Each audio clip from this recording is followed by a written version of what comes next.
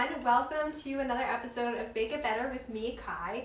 And today we're going to be putting a few different pieces of techniques that we've been learning over the past couple weeks together into one amazing dessert. So I'm going to show you how to make cream puffs and eclairs using our Pâte choux dough plus our pastry cream filling, and we'll top it all off with a chocolate ganache. So lots of important techniques that you need to know as a baker getting incorporated here. It's a great project to take on if you want to learn a few of these things.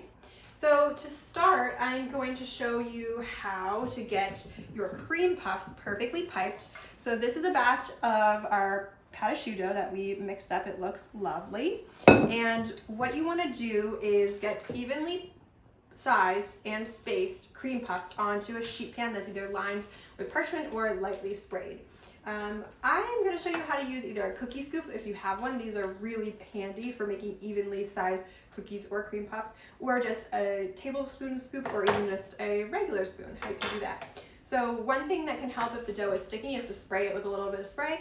I'm going to see how it goes without any. So I'm just getting a generous, like an overflowing scoop of pastry dough. And if you're using your hands at all and it's sticking, you can just have a little glass of water and just kind of tap the top and get it out. And these are called cream puffs for a reason. I promise they will puff like crazy in the oven, so give them plenty of space between each other. Try to make sure they're roughly the same size. And if this is getting sticky in the scoop, you can just run this under hot water and keep going. So that's how it would work with the cookie scoop. If you want to just use a tablespoon scoop or a spoon, same kind of idea. You can spray it if you want to make things go a little bit easier, and then use another spoon to kind of get it out like this. And while I am definitely a perfectionist and I am tempted to make these absolutely perfect before they go into the oven, this pastry dough is known for what some bakers call jazz hands in the oven, or they just puff, they go everywhere. So don't worry about them looking perfectly geometric, because they're going to look organic and have all kinds of funky shapes in the end. But the one thing that you do want to do, let me just get some water. If you have any little tips sticking up like this, you can just wet your finger and just use it to kind of shape it so that it has a smooth top. So again, we're not making these perfect spheres. No one's going to be judging you, but you do just want to make sure that there's no little tails sticking up. And so you can see with my tablespoon scoop, I was able to get some bigger sizes. But again, this is fine. If you are a perfectionist and you want to embrace that for your cream puffs, you can also use a piping bag with an open tip, and you can just pipe them and into little domes. But this is a little bit easier. I'm happy with this for our cream puffs. Right next to this, we are going to pipe some eclairs. And while you can freehand cream puffs, it's pretty important to have a piping bag to make eclairs. It's really worth investing in, I think, if you're a budding baker. So to fill our pastry bag, we start by rolling down the collar of the pastry bag like this. Make a C shape with your non-dominant hand and put this around your wrist kind of like a cuff and open it up. If this is your first time doing this, you might want to use a tall pint glass or a drinking glass and put this in so that you have two hands to fill it. But I'm just going to go with this. So I'm going to fill my pastry bag by scraping this in. And I'll just get these tools out of here and then I'll show you guys how to fill your. I'm back filling my pastry bag.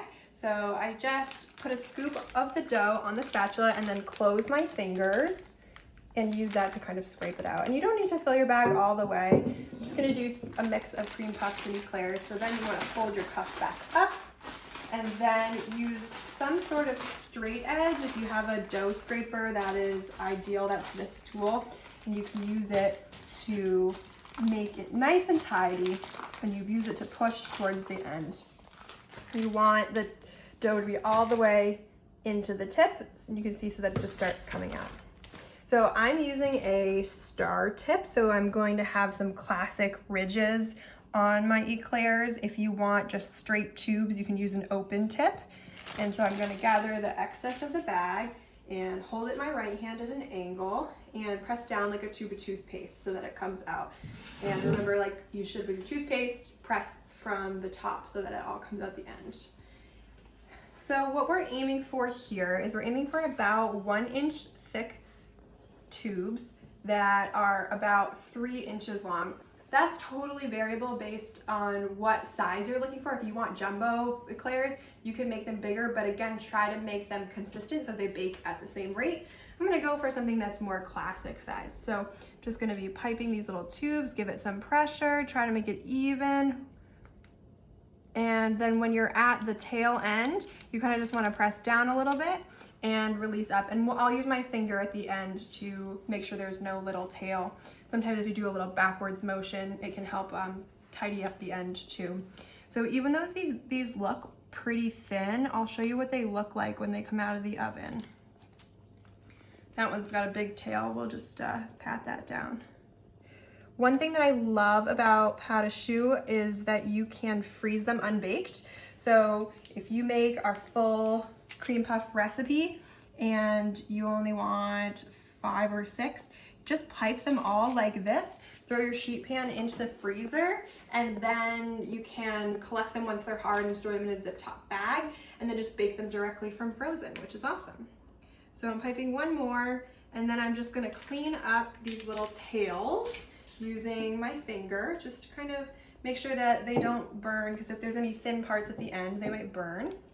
And then these guys are ready for the oven. They start at a super high temperature, so they puff and expand. It's like magic. And then you turn it down so that they really dry out. And you want to make sure that you bake these until they feel really hollow and light. This is not a time for underbaking, otherwise it'll be a little bit soggy in the middle. So really dry them out in the oven. Some people even pull their cream puffs or eclairs out of the oven for the last 5 minutes of baking, cut little slits in the bottom, put them back in to make sure all the steam comes out. I don't do that because I'm okay with a little bit of soft texture in the middle. Our cream puffs and eclairs are out of the oven. They look beautiful. They're fully baked, nice and dry. Now we're ready to fill them. So if you have a piping tip that's metal, you can poke it into the bottom and just fill your pastry cream right in, or whipped cream. Sometimes people fill with just lightly sweetened whipped cream. Some people do a combination of pastry cream lightened with whipped cream. I'm just gonna use some straight pastry cream right now, but I'm also gonna show you, if you don't have a tip, how you can just use a knife.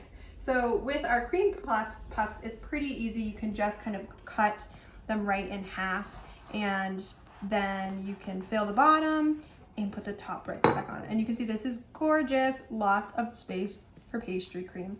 So I'm just gonna cut these all in half, and I'm gonna do the same with the eclairs. Again, you could stick a tip into them to fill it, but I think it's easier just to use a knife.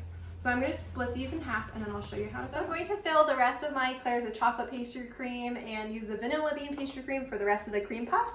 And then I'm going to make some really simple chocolate ganache by heating up some heavy cream just until it's simmering just about at a low boil, and then pour it over some chocolate wafers or chopped chocolate and mix it all together until it's homogeneous. And then we're going to dip the tops of these in, and then we're gonna eat these babies.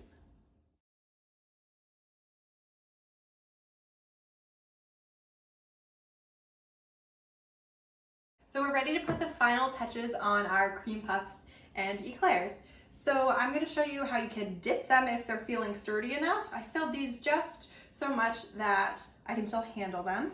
And you could just dip the tops. You can also dip just the tops before you put them on top of the filled puff or eclair.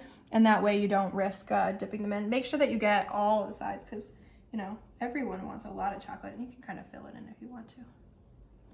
And you might get messy here. I'm just gonna clean that up a little bit.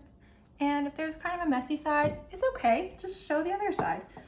And what you can also do if you want to embrace the messy look, because we're in quarantine, why not embrace the mess, is if you want to just do a little bit of a drizzle, you could even pipe these.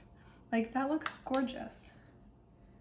And so I will probably do this drizzle look for the rest of the cream puffs, and then dunk the rest of these eclairs, and then share them with my family. So thank you so much for watching. I hope you feel really proud of yourself for making it all the way to the end of this 3-part series. And now you can celebrate by making chocolate eclairs and vanilla bean cream cream puffs like a pro. Thanks so much, guys.